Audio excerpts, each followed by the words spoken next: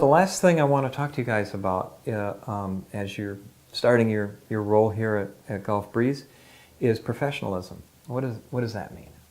So first of all is to kind of understand what your role is and to set clear boundaries of what's appropriate for you to do and what's not appropriate, but to refer to the medical staff, to the administration, to the counseling staff. The third thing is respect for other people that are on your team. And I know we all have our disagreements. We all have our different ways of seeing things. We all live in a separate reality. So there will be disagreements. There will be things that look to you unfair, unjust, inappropriate. How you handle that is what's really important.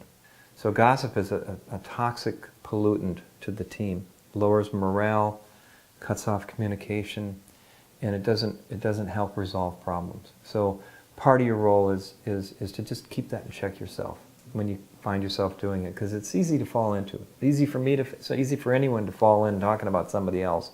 It's a lot harder to talk to them directly. But that's part of being a professional, is taking these things up in staff meeting. I have something I want to bring up, talking to your supervisor about it, or at times maybe talking to your supervisor with the other person who's the concern that you have about in their presence, so that you have a witness, or you feel safer. So that's, maybe that doesn't happen that often, but when it does, it's just really important to remember that there's a professional way to handle our differences and conflicts. You want other people to have your back, have their back. And by having their back, it means seeing how you can help them do their job better.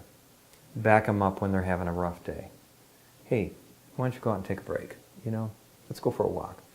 Just a kind word, a pat on the shoulder, how that happens with you based on who you are and your personality and them will be different in every situation. But use your common sense. And the last thing is listen, listen, and listen. And have fun. This is a great job. It's a privilege to work here.